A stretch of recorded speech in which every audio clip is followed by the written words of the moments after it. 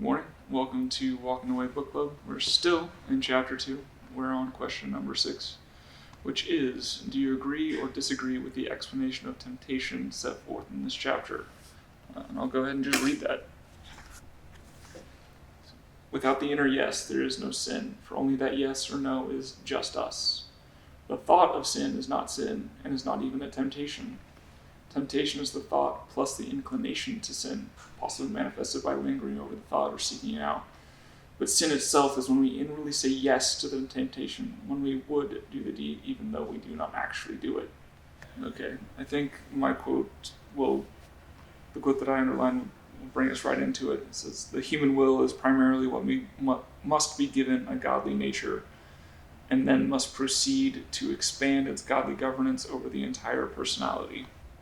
Going back to the definition of temptation and sin, is that just us piece, the choice that we make in the presence of temptation, which I agree with his definition of temptation. Has actually been profoundly effective for me to remind myself of it when I am in the midst of temptation, that yes, I have been presented with an opportunity to sin, and there are parts of me that, yes, would very much like to do that. I am inclined to do so, but the inclination to do so is not actually having sinned yet. It is the choice to pursue that temptation, whether we actually get to act that temptation out or not. That's where sin lives.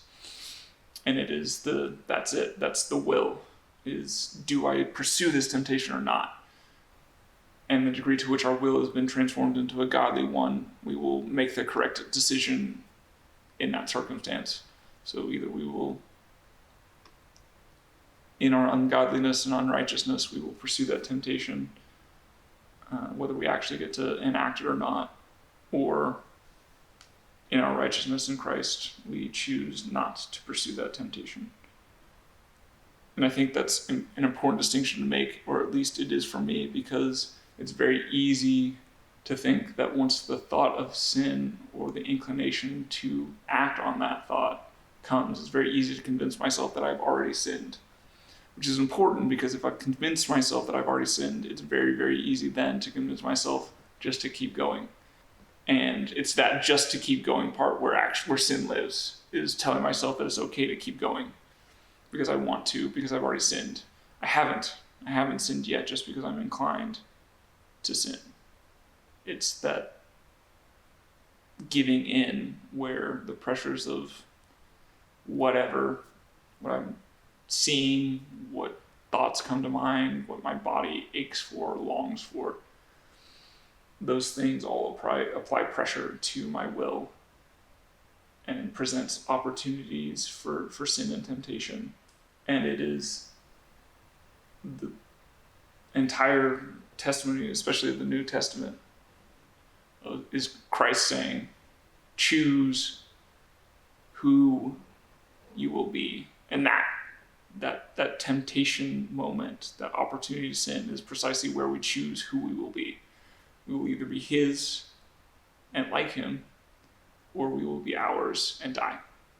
Right, like him, just like how we read when he was tempted in the wilderness as well. His will, Jesus being perfect, was perfectly able to resist that temptation. To be tempted and then not sin. Further resist it. Exactly. An easy way to submit yourself to temptation is fasting.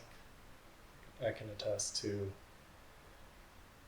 fasting from food, of course, is most readily available to all of us, but also fasting from just about anything. Like our we don't realize how of this world we are until we try to do without it. And yeah, even the slightest withdrawal is extremely painful for us. And just how comfortable we've become. Yeah. We have a fine garden of thorns crowding us out. But on the other hand, every temptation, every opportunity to sin is an opportunity to live out our calling as the righteousness of Christ. by choosing, again, with the will, like that office of the human being is to pursue righteousness at every available opportunity. And that most poignantly presents itself in moments of strong temptation, which, as a Christian progresses in his life, he becomes more aware of those opportunities, more aware of his sin and grieved by it. And sort of like you were saying with the practice of fasting, it teaches you the degree to which you are tempted and how frequently you have the opportunity to sin and do so almost unconsciously. Which I have a friend whose favorite thing to say about fasting is it's an invitation to a higher level of spiritual warfare, and that is absolutely a fact. Because of exactly that, it gives you opportunity to see the temptations as they come, but it also is an invitation for the tempter to level up his game, because the pressures on us are higher. We're inviting that pressure to be increased upon us so that we can more fully depend on Christ for his strength to do his will. And then that's just back to where we started with the will is what must be transformed into godliness first in order for any nascent resistance to temptation, or even the desire to resist temptation, to form. And without that desire, righteousness is impossible, because you can't have a desire be satisfied that you don't, like, you're unaware of. Then that's, going back to the Beatitudes, like, blessed are those who hunger and thirst for righteousness, for they will be satisfied. You can't pursue that righteousness. You can't have that desire satisfied until you're aware of it. I hope this has been helpful. I hope the discussion, especially of the difference between temptation and sin, and how that can be helpful in resisting temptation when it comes, especially, has been useful for you. I hope you employ that thinking as a practice to help you resist temptation when it inevitably comes. I hope this conversation has been a blessing to you. So, thank you, and I'll see you next time. Thank you for watching today's episode of Walk in the Way Book Club. Please like, comment, and share this video, and don't forget to subscribe to the channel for more content.